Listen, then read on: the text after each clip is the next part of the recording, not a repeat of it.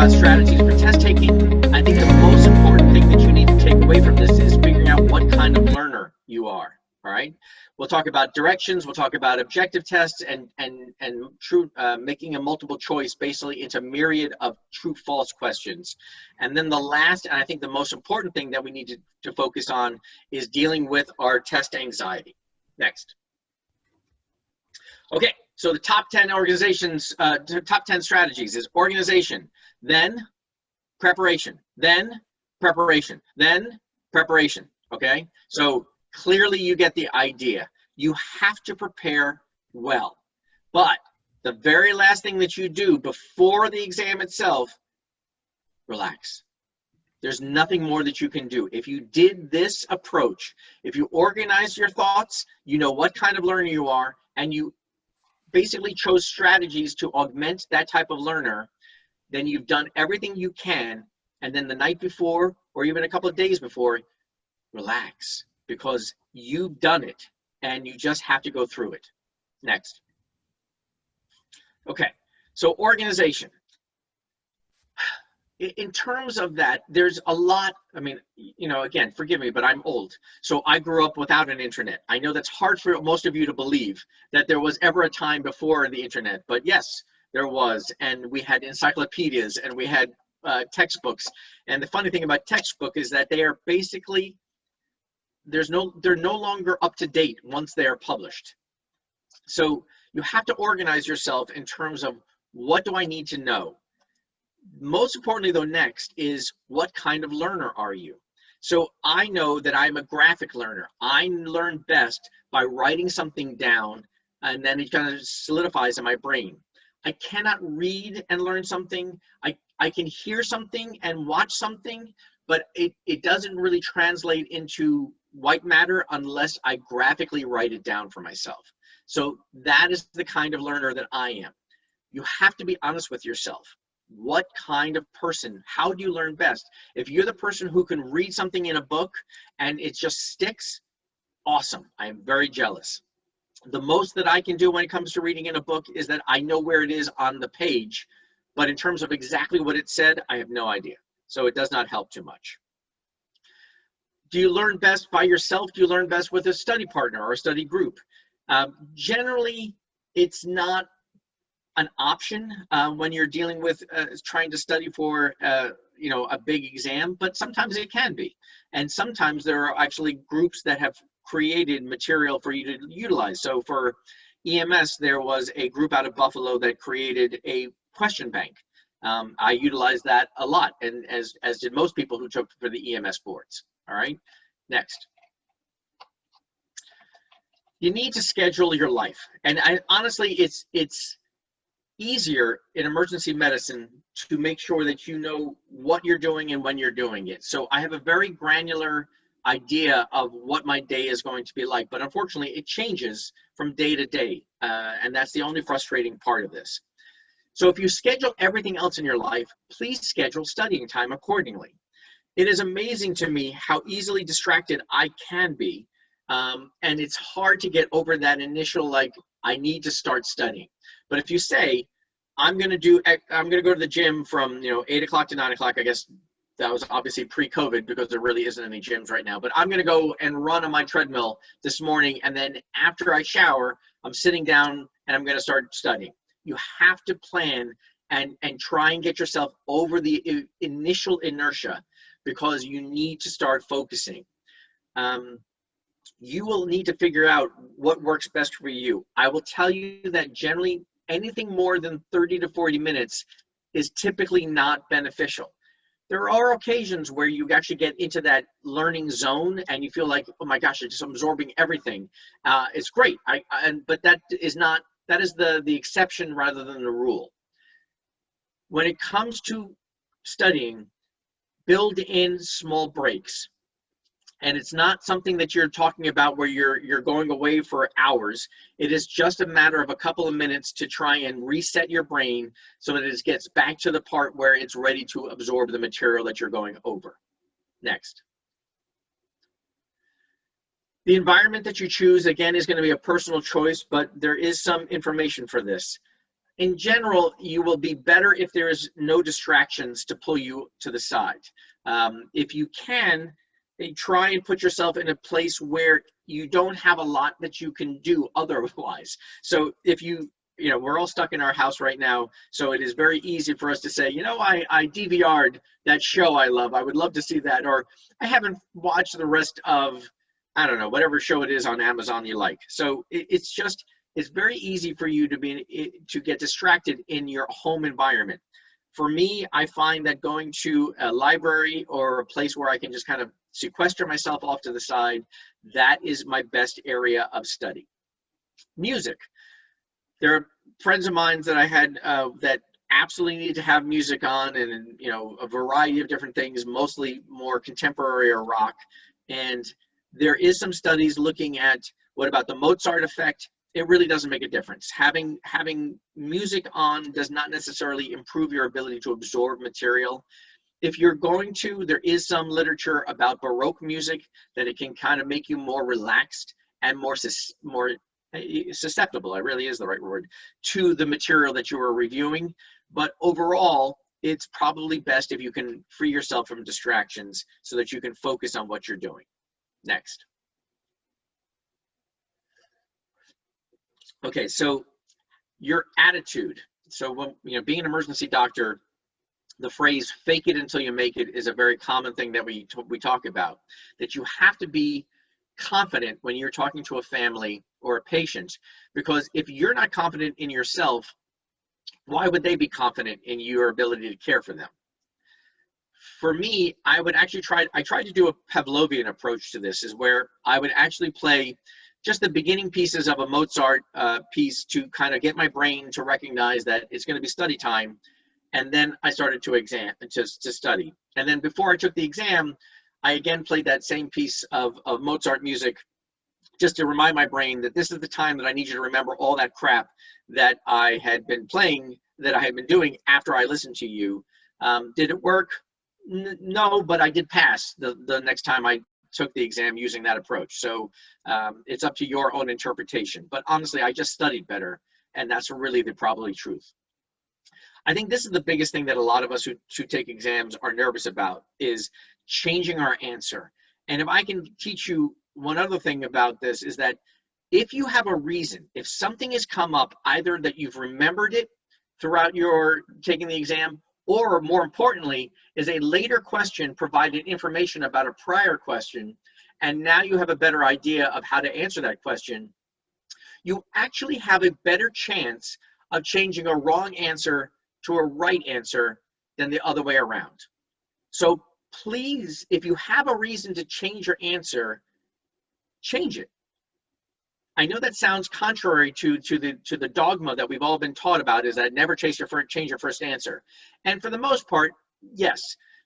Anyone who's ever read Malcolm Gladwell specifically the book Blink, knows that your unconscious brain will take in a lot of information and then spit it out to your conscious brain, so that you can actually just have discerned through the information in front of you what you needed to understand. And yes, that happens a lot, but in a test-taking situation, I wouldn't necessarily guarantee with that. If you have a strong visceral knowledge of the answer, great, you're done, move on to the next question. But if you're waffling and you're not quite sure between B and C, and unfortunately that's one of my superpowers, is that I can narrow a multi-choice question down to 2 answers and always choose the wrong answer. But if you have a reason now to change your answer over to the other one, do it. You, again, just statistically and through research, have been shown that you will actually have a better shot of changing it to a correct answer than the other way around. Next. This is something that I think a lot of us do, is that we try and add more depth to the question that is actually asking. And we are trying to somehow become CSI people and get into the mindset of the person who wrote this question. Don't do that. The question is the question. There is nothing more. If there's no more data in that question, then do not assume that that's what they meant. When I am writing questions for PEER or the American Board of Pediatrics or even ABEM, I am writing a question with a very specific focus. The hardest part of writing a question is coming up with what's called good foils or non-answers, trying to make them seem like they're the right answer, but they are not, as long as you know the subject matter, okay? And there's a lot of different ways that you can write questions in terms of not only is it just fact knowledge, or is it discerning the data and coming up with a diagnosis, or coming up with what their lab test should be. I mean, there's a lot of different ways to go into this, and I know it sounds odd that there's actually this much approach to writing a board review question, but it really does take a lot to write a good question. A well-prepared multiple choice question typically will not have B or C as the best answers, okay? So when I was, again, going through this, I was told choose B or C and be consistent with it, be it B or C. So statistically, if I chose B, I had much better likelihood of being correct. That is no longer the case. The true answers for every multiple choice question is now being randomized, and so that there is an equal number of A, B, C, D, and E. So it's no longer pick one and go with it. It is now just pick your best answer. Next. All right, so in this particular exercise, and if we were doing this in a classroom, it would be much easier, but clearly you can do this on your own time, but I think you're gonna get the idea of it. You have to read all the directions. A wrong answer will count against you. Do not begin answering questions until you've read all the questions. You have 1 minute to complete this and go. Okay, next slide. So you write your name, your last name first, count the letters in your name and write that number. What year did Columbus arrive on the American continent? Columbus sailed the ocean blue in 1692. Divide the answer B into C. What year did he be in high school? Okay, so you get the idea, right? All this crap. And then number L is do not answer this question, write the square root of the answer you gave in question J. So ultimately, if you did this and correctly, you would write nothing on your paper. So please read the instructions before you start the process. Next. Okay, we can't do this because I can't give you guys the handout because you're across the world. So next. You want to make sure that you read the entire stem. So that's the whole question. And sometimes the stem can be a one-line phrase of what's the most commonly injured bone in the body for pediatrics, or it can be 2 or 3 paragraphs of data. Right now, everything is going to be computerized, so but you have the ability to highlight certain words in that computer setting. I find that very helpful because it just kind of helps me hone down on what is the question providing to me, and then ultimately what is the question asking of me, excuse me. So you need that information to help jog components of your brain, and ultimately when you're sorting for board exams, typically 1 word or 2 words can bring you to a diagnosis. So if I, for pediatrics, if I say washing machine murmur, so those 2 words basically should bring you to PDA. And that's just because that's on every single general pediatric board. A washing machine murmur means there's a large PDA. I don't know why, but that's what it is. Bounding pulses is the same exact thing.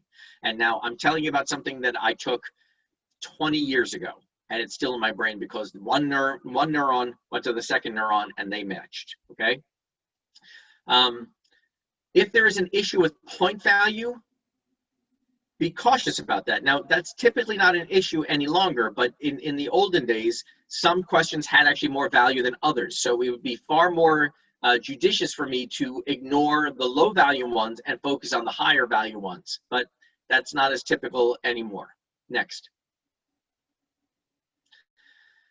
Again, machine scored, you clearly can see how old I am. I did Scantron sheets when I was younger.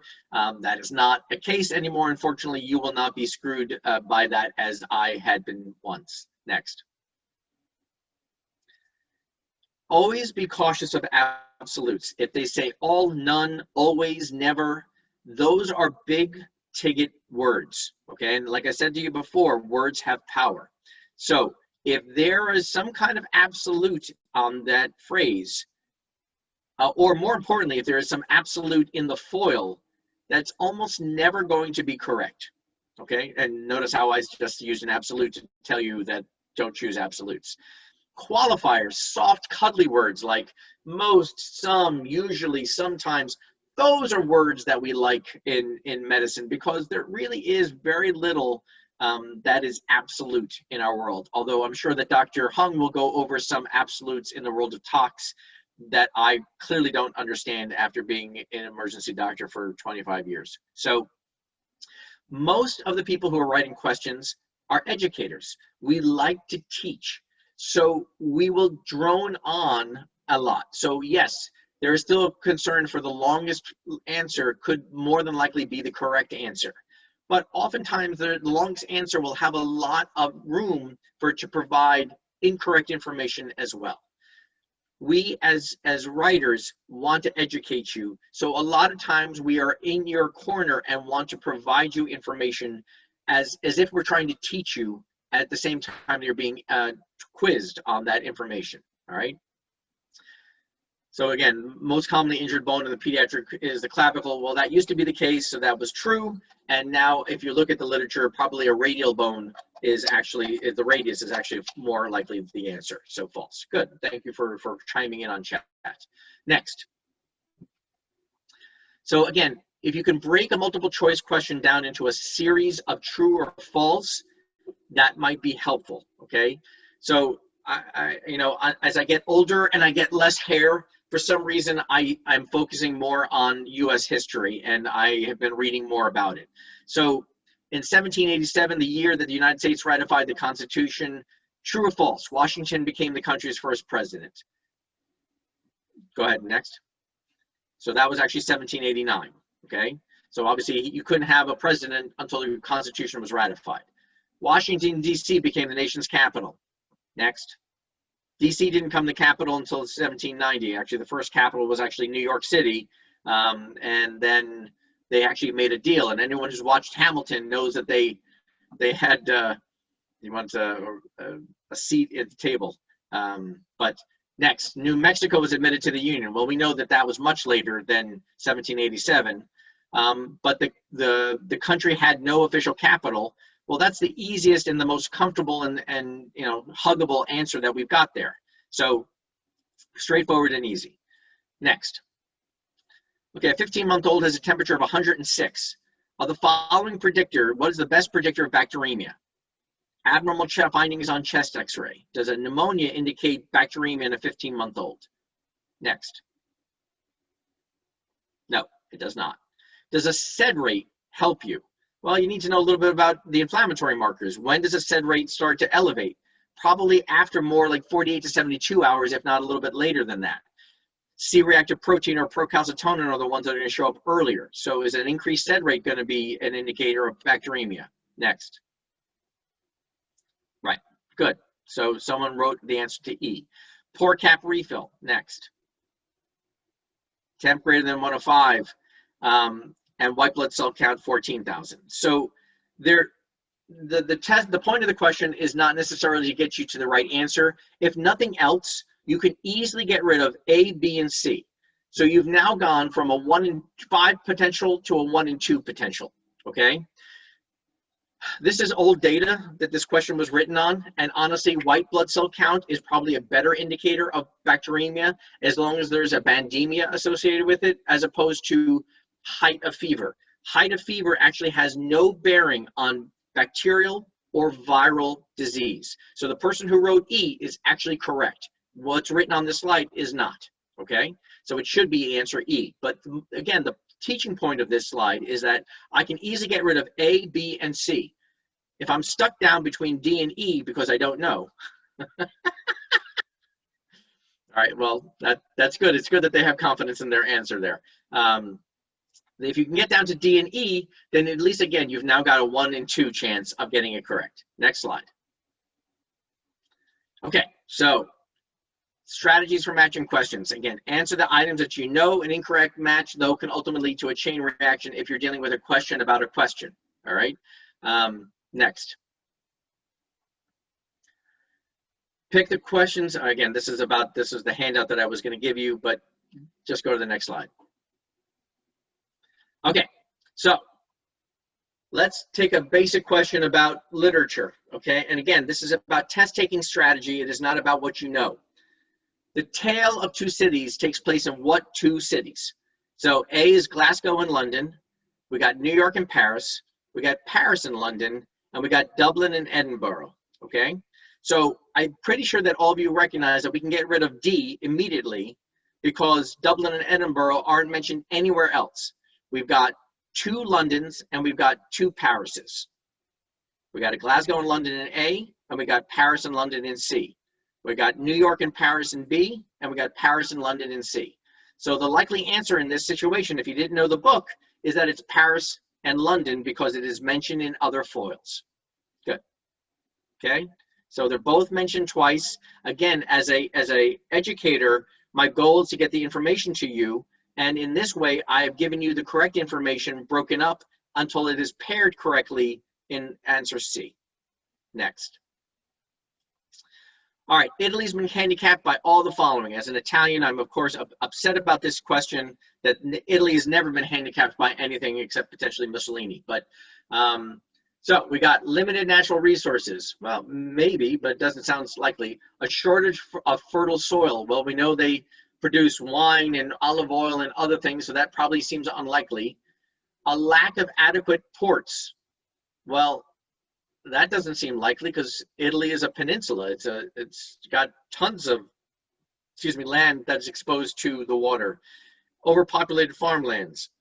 Well, of all of those, I'm pretty sure that I would choose C next as my choice because, again, next, we have, obviously it's a peninsula. If we have some idea of the bootness of the geography of Italy, we know that, again, there's a tremendous amount of available land and water combined. Next. So what about mathings?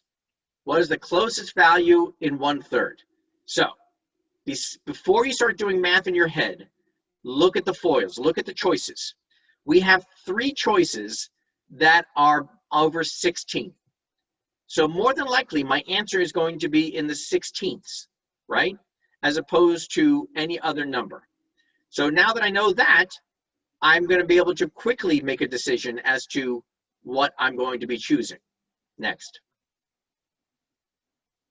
So we choose D because 5/16 is pretty damn close. Looking at the 5 answers, again, 3 are similar. We got over 16 on the C, D, and E. And then that way we can start doing the math quickly in our head if we didn't already have that answer in our brain. Next. Okay, so again, basics and straightforward. So Chicago and Illinois, Birmingham and Florida, Kansas City and Missouri, Phoenix and Arizona. Mismatch relationship. Well, Phoenix and Arizona, we know that those 2 are fine. Kansas City and Missouri, they're fine. Chicago and Illinois, those are fine.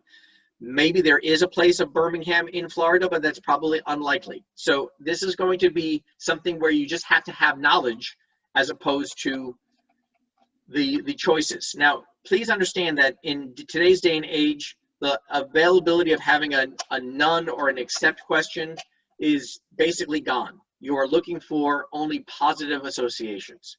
Next. Okay, so now I've been nickel and diming you guys with answers that you might have some knowledge of. Now, let's use gibberish.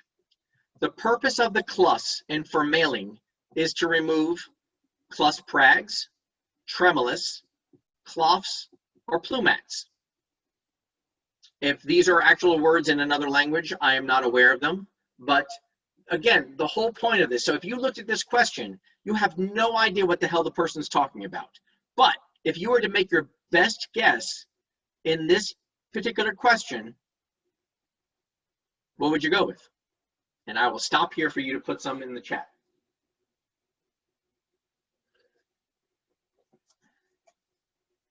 Great. All right, next. Everyone, good for you. And we're choosing that because clus is in not only the stem of the question, but it's also in our answer, right? So now with gibberish, you guys have already gotten the idea of how to use test-taking skills to get you to the correct answer. Next. Trasig is true when Lusp crosses the vom, the viscal flans, if the viscal is downwell or zortal, the belgo fluids, or disses lisk easily. What do you think?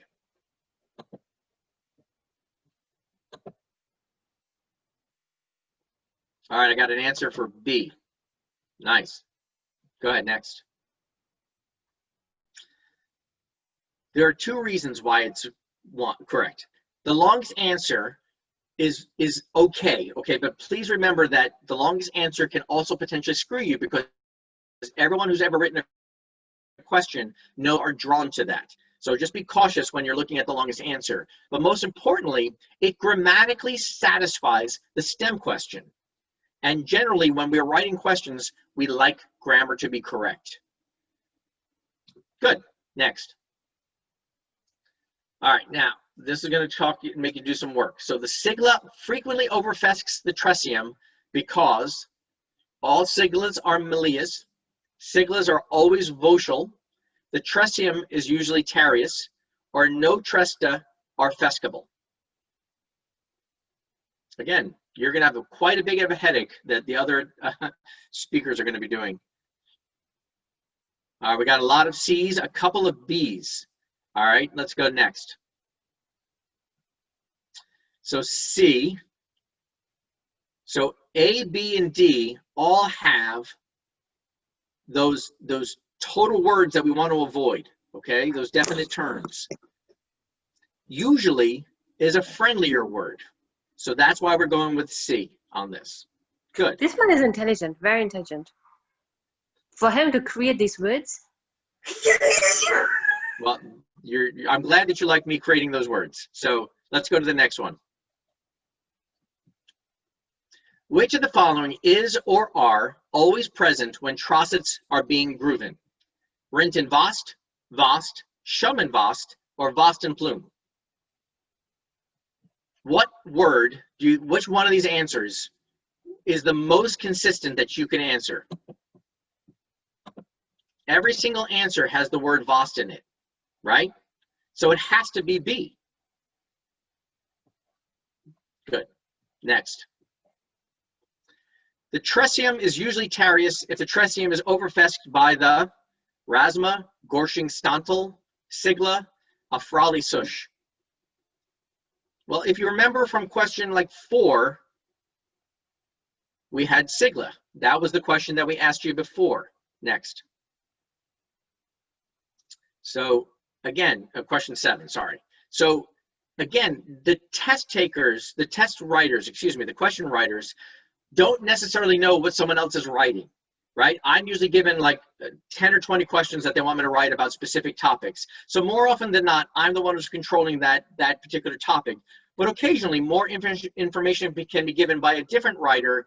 And if you, the test taker, can actually gain ground because that person gave data about a question that I wrote, take advantage of it. Next. If you had a question that you didn't understand, but take any guess, what choice would you pick? Well, we went over this. Next. So most people would see, but again, at this point, the reality is that this has been completely randomized, and so no longer is there an advantage to this. So I would actually cut this particular slide out because it's not helpful. Next. Okay, last but not least, breaking the grip of test anxiety. And I think any of us that have taken exams know how sucky it can be to sit there and be sweating bullets. Next. So recognizing, explaining, and controlling it. Next. So recognizing. Next. Okay, so you're tachycardic, you're shaking, you're dizzy, you're diaphoretic, you are dyspneic, you are all these things, okay? And basically what's going on is we have a surge of adrenaline, basically. Go ahead, next. Keep going. Keep going. This is our normal response to a threat. And we are equating a board exam with being chased down by a mountain tiger, okay, or whatever our caveman brain or our lizard brain equates it to. It is adrenaline and cortisol production. So it's fight or flight. That means we are equating a life and death struggle with an exam. I hope that at least with this, you understand that that's a bit extreme if we are equating the two together. So how do we control it? Next. The stress hormone of cortisol is obviously released, and Dr. Hung can tell you far better than I all the components of this because he's way smarter than me, but it will affect your memory and it affects your brain and your ability to provide answers at that time. So in this fight or flight stress response, we are actually doing ourselves harm. We will minimize our ability to effectively take the exam that we are responding to. Next. So, all right, so these are all the effects of cortisol. It slows down circulation to the brain. The body doesn't consider the brain all that vital in a time of fight or flight. I know that sounds odd, but basically it's the brain stem that all it cares about. It's just getting you the hell out of there or getting you ready to respond. So your pupils dilate, you can't focus as well. You're getting a lot more vision. It will diminish your ability to respond. Next.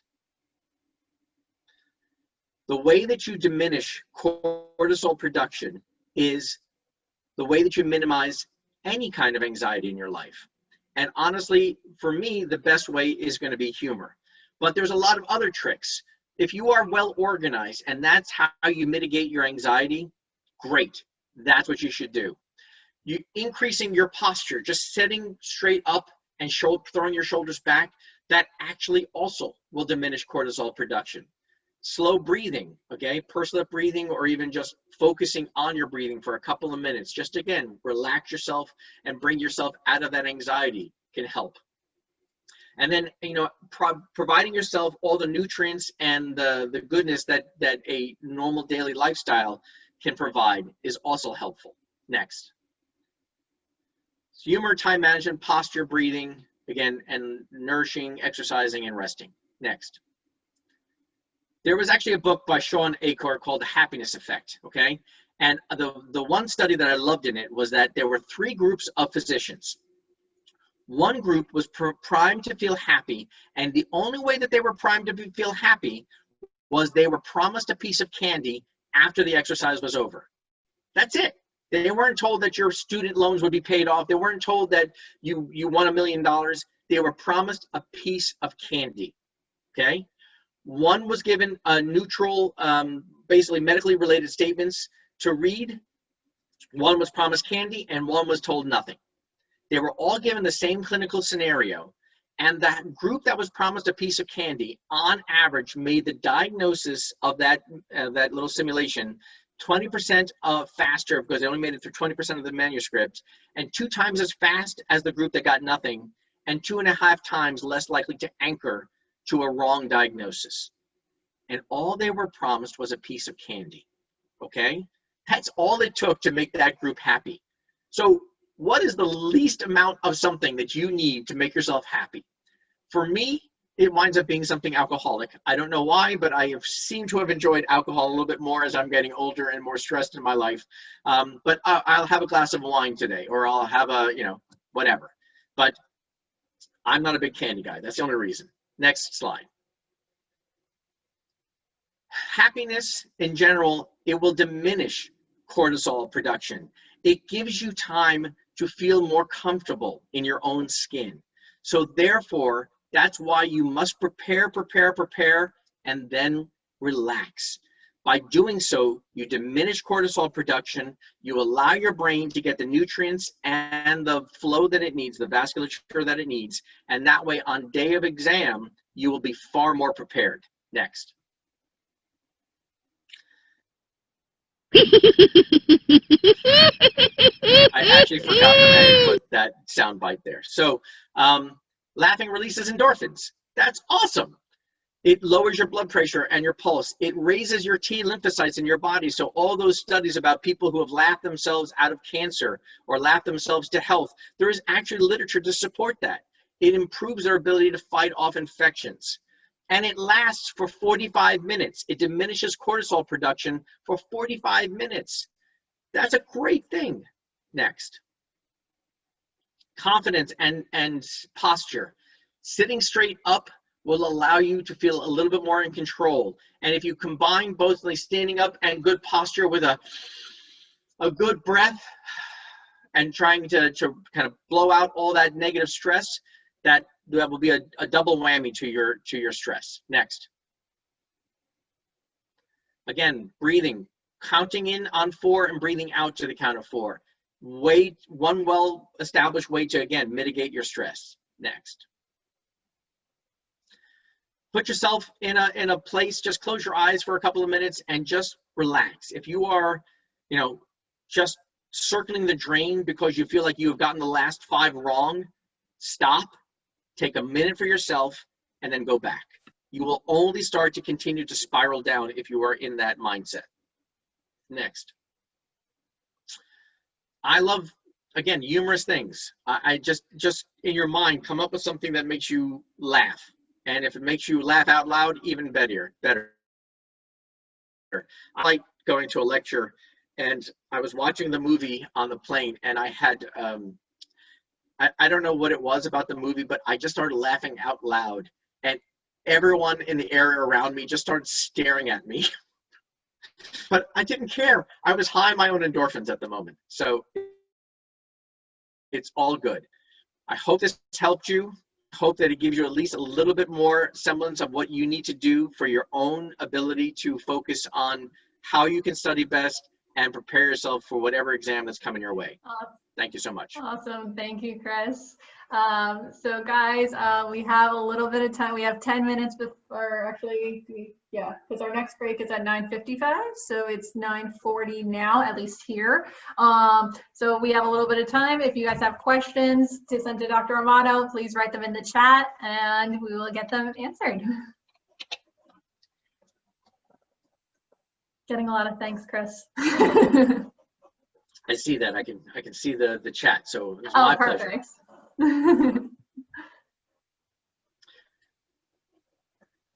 And anyone who wants to make up words, they're very easy to be gibberish. So just put on your best Dr. Seuss hat and go from there, okay? But again, the goal of that is not to show you how ridiculous I can be, but more again, oh, someone's asking about the Mozart effect. So the Mozart effect, for those of you who have children, we were deluded a couple of decades ago that by playing Mozart, it would actually make your child smarter and more receptive to information that you were providing to them. So, it has unfortunately been disproven. So actually, again, I'm old. So there used to be something called Baby Mozart that was created. Mm-hmm. And they had this premise that if you watch our videos that have Mozart playing in the background and they were, they would show you something like a baby chick and they would say yellow. And so the Mozart would be going on in the background and your 3-month-old would, of course, completely understand that now yellow was yellow. That's when you had a smarter kid. Disney purchased the videos and the rights to the video, and then it was completely disproven that there was actually any effect from listening to Mozart. So that is the Mozart effect. Darn, so there's no secret button. All right. Okay, so what's the best way to handle a panic attack related to an exam or during an exam? That's an excellent question. And the reality is that anxiety will stop you from performing at your best. So you have to know how you respond to breaking that to that panic attack. If it is putting your computer on pause or obviously stepping away from your computer and going to the restroom and putting water on your face or breathing into your hands, it just depends on you. Clearly, I would not suggest any kind of benzo or beta blocker, but the reality is that it's just going to be dependent on you. The dyslexia issue is really, again, since I don't have that affliction, I can't tell you best, but you again know yourself best. So please use yourself as your best indicator. However you study, and again, I can't even imagine the difficulty of learning medical terms with dyslexia, but it's really up to you in terms of what has worked for you, and that's really the way that you should prepare yourself. I don't know what Heinz Zimmer is, but or who he is or she is, but I'm sure that the soundtracks are wonderful.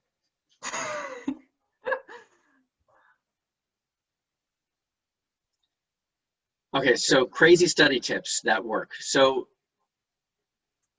there aren't any. I'm sorry, but you have to, again, if you're a book reader and that's how you learn, then read the books. I will tell you, at least for me, the most important way that I learn is by doing questions for two reasons. One, I get into the practice of doing that question over and over again. I get into the practice of learning what the question is asking me and how to find the right answer. And number two is that I will write down those questions that I got wrong into a flashcard. And then afterwards, right before I go to sleep, I will do flashcards. So your brain is a little bit more adept at memorizing stuff, of absorbing stuff just before sleep. So that is at least the tricks that I will utilize. But in terms of specific crazy things, all-nighters do not work. Truthfully, it is detrimental to you because you need that sleep, you need that rest to mitigate all the cortisol that's being produced. Would you young doctors who might fall into the trap of overdiagnosing and in the end practicing better medicine rather than good medicine? All right, so my best advice for young doctors is, one, if you're going to order something, be it blood work or radiography or what have you, it has to change your management and it has to change your disposition. Either one. If your test does nothing to move your pretest probability forward, why are you ordering it? Two, use common sense. And unfortunately, we all know that we're all really smart people, and we've all met really smart people who have zero common sense. But having a common sense approach to a problem will make things easier, right? It's the Occam's razor. The simplest solution is oftentimes the right solution.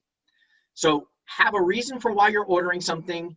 Have a plan for what you're doing. So if you're ordering a test just for the sake of ordering it, I don't get that. And obviously Shelly can tell you better because she's worked with me for 3 years as to my mindset. You don't have to know everything there is about medicine. You just have to know how to ask the right question and know where to go to get that answer. That's it. There really isn't a whole lot more. All right. It's going to tremendously vary with what particular venue of medicine that you're going to go into, what particular discipline. But in terms of just being a good doctor, listen to your patient. Hear and listen to what they're saying to you. Understand, or at least try and understand what their stress is that brought them to see you today. And then come up with a plan that will approach that in terms of at least a logical progression, right? If they're coming in because they stubbed their toe, they probably don't need an MRI of their brain. I don't know. That's the stupidest example I can give.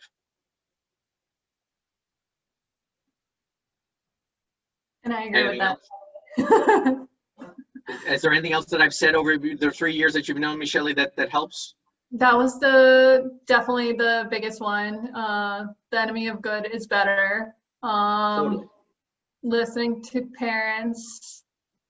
What's another phrase of yours? There's another one that I'm like blanking on right now. You have like a couple that we all know. Yes, that is true. I am known for my Amato-isms. All right, so so pediatrics, always listen to the mother, right? Yeah. I'm a severe asthmatic. I was intubated when I was 13. When I would go to my pediatrician's or my general doctor's office when I was younger, my doctor would say to my mom, Mrs. Amato, if you talk to a mom long enough, she'll tell you what's wrong with the kid. If you talk to her a little bit longer, she'll tell you how to fix the kid. So you always listen to the mom. The only thing that I would say differently is that I would not listen to the father, because most fathers have no idea what's going on with their kids. But when it comes to kids, that's probably the easiest thing to do. The enemy of good is better. The best example I give you is that I had a child, a 15-month-old, come in apneic and asystolic. She was dead. We couldn't get IV access, so obviously we started an IO. She got intubated. The closest thing that I was able to get for blood was I was able to get a butterfly, a 23 gauge butterfly into her left femoral vein.